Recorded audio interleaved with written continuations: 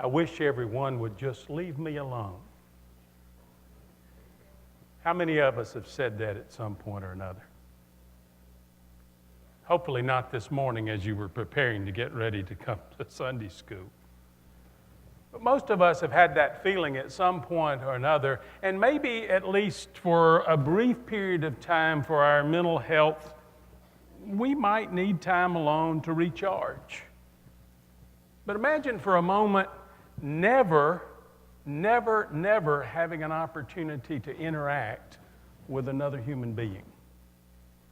Some of you old enough to remember the movie Tom Hanks starred in about 20 years ago, Castaway. He played the character of a FedEx employee that traveled all over the world, and he was in a plane crash in the South Pacific. He survived the crash and found himself marooned on a deserted island. You remember the name of his friend that he finally made? Anybody? Wilson. Now, some of you, if you haven't seen the movie, I said it was a deserted island. Well, his friend was a volleyball. He had found this volleyball in some of the cargo that washed ashore, and he drew a face on the volleyball, and because it was a Wilson volleyball, he named the volleyball Wilson. And that was his companion for most of those 4 years until he was rescued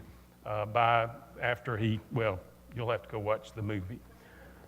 But so desperate was he for companionship that he talked to a volleyball, argued with the volleyball, debated with the volleyball for 4 years. And when the volleyball floated away from his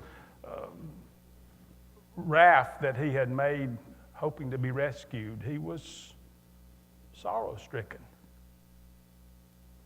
Now in Genesis chapter 2, we don't read about a volleyball, but we read about a quest for companionship. Adam, the first man, Adam all alone in the garden as far as other human beings were concerned. He was searching for companionship. And so the story goes, and we've heard it, the story goes that God recognized Adam in his aloneness. This was not a good thing. And so God began to create the animals, and he brought the animals to Adam for Adam to name. And we see here God's trust in us as human beings as a part of the creation. We are the pinnacle of creation, and everything else in creation has been given to us for our stewardship, not for our selfish abuse and use, but to steward and to care for. And the animals, Adam's naming of the animals gave us an indication of his responsibility to care for them, to steward them. But all the animals, can't you imagine as God brought up the giraffe, Adam looked at it and said, "Well, that's not my companion. I can't see his head." And then there was the lion. "Well, I'm not sure I want to lie down with the lion." The chimpanzee, "Oh, much too energetic for me. That's not my companion." And even the dog. Now, I know some of you are dog people, and you think dogs are the best companions in the world. And they may be good companions, but Adam didn't think even the dog was his ideal companion for life.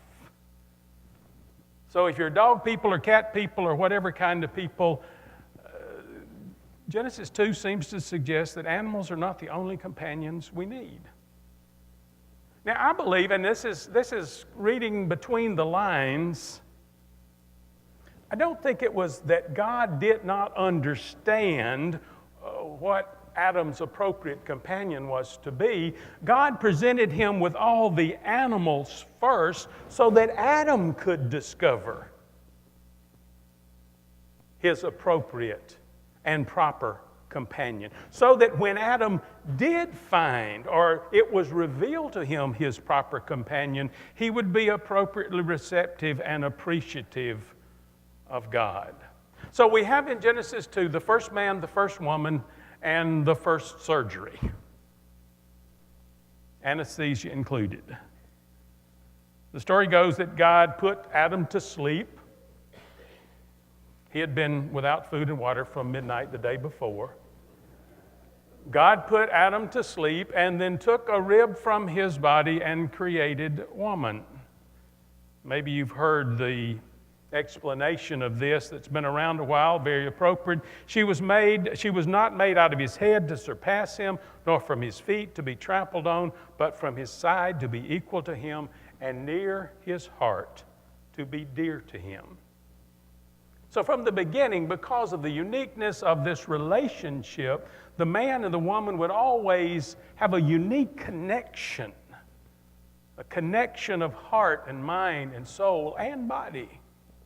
Remember God's qualifications for Adam's companion in Genesis 2:18. The Lord God said, "It is not good that the man should be alone. I will make him a helper as his partner." That's the New Revised Standard Version. The New American Standard says, "I will make him a helper suitable for him, a helper corresponding to him," is an alternative reading they provide. The Holman translation says, "a helper as his complement." The King James Version said, "I will make him an helpmeet for him." The New King James says, "a helper comparable to him." Guess what? The animals all were paraded in front of Adam for his naming interaction, but none of the animals were comparable. They did not correspond as this first woman would. Now, if you go back in Genesis 1, you find the creation account from a different perspective. And in 1:27, we read that God created mankind in his own image. In the image of God, he created them. Male and female, he created them. The account from Genesis 1:27 fleshes out the idea that male and female are both required for the image of God to be completely reflected in the creation of people. And Genesis 2 reveals that Adam was not complete until Eve came on the scene. I think 1:27 backs up that view. It's as if prior to Eve, when Adam looked in the mirror, he saw no reflection. Later, of course, and we get into that in verse 25, or verse 24, the idea of one flesh in the act of one fleshing. I know there are children present. They once more become the one flesh that they have always been. But understand something about the language here. In chapter 2, verse 18, God says, "I will make Adam a helper as his partner." Both of those words are important, but that partner idea helps us understand the word helper. The Hebrew term there that is translated helper to talk about Eve's relationship to Adam, it could be understood when we think of helper, sometimes we hear that as someone in a subordinate role, an inferior or submissive role.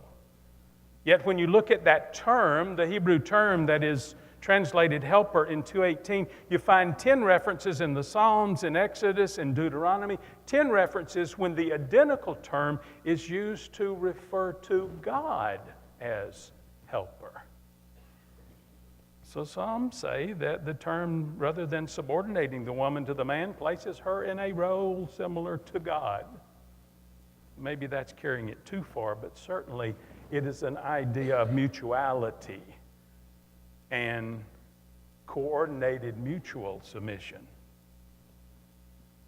It's not a matter of superiority or subjection, but of connection and cooperation. So God makes a partner for Adam, the first human, by creating human sexuality. Now, the story is beautiful here to see what will happen as God has brought these other animals, or the animals, before Adam to see what he would call them. Well, he brings the woman. I mean, Adam's been asleep. You know, in surgery, they can do anything to you because you're asleep. You don't care. So Adam is whatever Adam is doing. He's standing there, sitting there, doing whatever, and God presents the woman, and when Adam sees her, he bursts out into the first recorded speech he makes.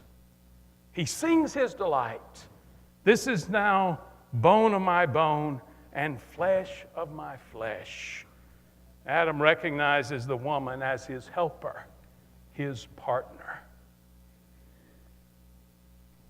You know, when you get excited, do you ever repeat yourself? Do you ever repeat yourself when you get excited? A lot of times we do, don't we? Why? Because we're excited. And we just can't, one time saying something's not enough. If your team won yesterday, you've told somebody that 13 times today. Told me 12. What does Adam do? He says, she's bone of my bone, she's flesh of my flesh. He's being redundant. It's the same idea, bone of bones and flesh of flesh. It's the same concept. So he's repeating himself. Why? Because he's excited. Someone described this as the ecstatic appreciation of the man for the woman. I'm sure, gentlemen, those of you who are married, that describes your appreciation for the woman in your life, right? Ecstatic appreciation. So what's the moral of the story? What's the consequence of the man's delight in the woman? Well, verse 24 tells us that. For this reason a man shall leave his father and his mother and be joined to his wife, and they shall become one flesh. This verse very explicitly turns this whole chapter into an explanation of how sexuality came into being. Now, there are several origin stories in Genesis explaining how one thing or another came into being, and chapter 2 tells us how human sexuality came into being. It came from God. Sexual attraction comes from God, and it leads to living together as husband and wife. The story explains and it celebrates the beginning of sexual differences and similarities, and concludes with this reference of husband and wife. Notice what it said. A man leaves his parents and clings, one translation, to his wife. This is here not a legal or a religious practice. Those would come later. It's not even here explicitly given as a reason to have children. That will be mentioned later. But here it is simply a celebration of relationship as Adam discovers from the hand of God his corresponding companion. I love the King James translation of 2:24. It says that a man will leave his father and his mother and cleave to his wife. And someone has described years ago for me, the key to success in marriage is leaving and cleaving. Leaving all others and cleaving. Of course, it doesn't just go for the husband to the wife, it's for both parties. But if you think about leaving and cleaving, those things correspond to the traditional marriage vows. I found one from a 1662 prayer book, and you can imagine the stilted language, but near the end of the vows, will thou love her, comfort her, honor and keep her in sickness and in health, and forsaking all others, keep thee only unto her, as long as ye both shall live. That's leaving and cleaving. Leaving not just mother and father, but leaving all others, setting all other relationships into an inferior status. Not rejecting everyone else that you love or loves you, but placing them on a lower rung on the ladder and clinging, cleaving, holding on to only the one. You see, if you cleave without forsaking all others, you may have nothing but an empty physical union.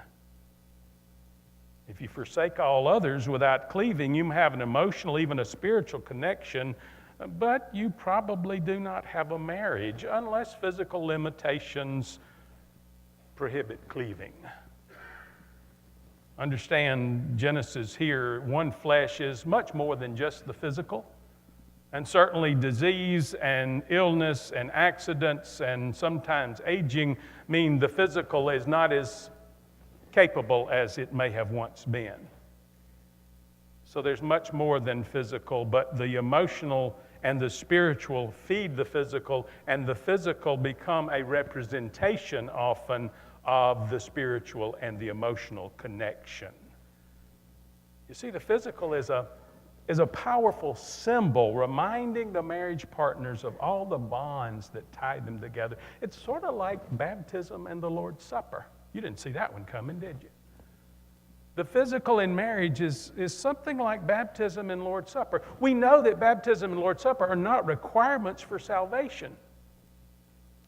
But our spiritual lives are much deeper and richer as we routinely participate in these images that symbolize the inner workings of Christ's salvation. After all, we are physical beings. We do not have a body, we are a body. We don't have a soul, we are a soul. And our body and our soul are interwoven. So what we do with our bodies affects our souls. And what we soul affects our bodies. So this idea of becoming one flesh, definitely it's physical. It's also emotional. It's spiritual.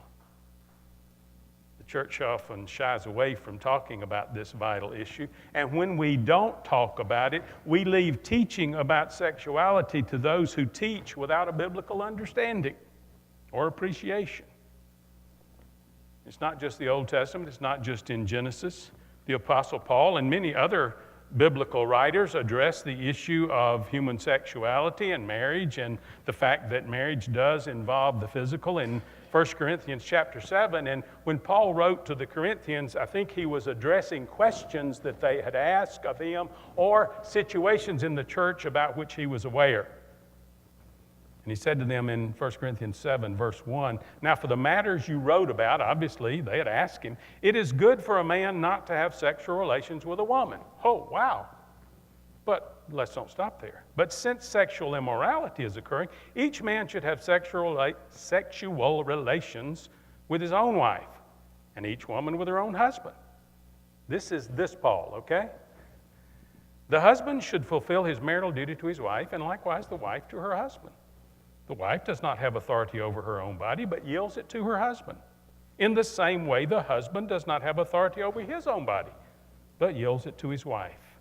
Do not deprive each other except perhaps by mutual consent and for a time, so that you may devote yourselves to prayer. Then come together again, so that Satan will not tempt you because of your lack of self-control." I say this as a concession, not as a command. I wish that all of you were as I am. But each of you has his own gift from God. One has this gift, another has that. Now, to the unmarried and to the widows, I say it is good for them to stay unmarried as I do. But if they cannot control themselves, they should marry, for it is better to marry than to burn with passion. Notice Paul does not command no one to marry. He may have been married, we don't know. But he did travel alone. And without being encumbered by family, he was able to move quickly and freely in his missionary work. But something interesting here, and I want you to hear this if you're not married, because this is not in any way, the Bible doesn't teach, and I am not saying that the only way to have proper companionship is through marriage. We don't know if Paul was married, but we do know from his letters that he desired strong Christian companionship. There were several occasions when he called for someone to come and be with him. Now, he was not looking for female companionship in that regard. He called for brothers in Christ to come and travel with him or come and be with him when he was under house arrest or something like that, because he did not want to be alone. There are many legitimate forms of Christian companionship other than through marriage. But what Paul speaks to is those that are not married. He said, from my perspective, that's the best way you can approach your spiritual life. But to those already married, Paul says, don't practice celibacy within the marriage. At that time, and in the Greek culture, there was this popular idea that if you could stay celibate, you could reach new spiritual heights. And Paul was saying to the Corinthians, don't fall into the trap of imagining that you can be holier than the rest by remaining or becoming celibate.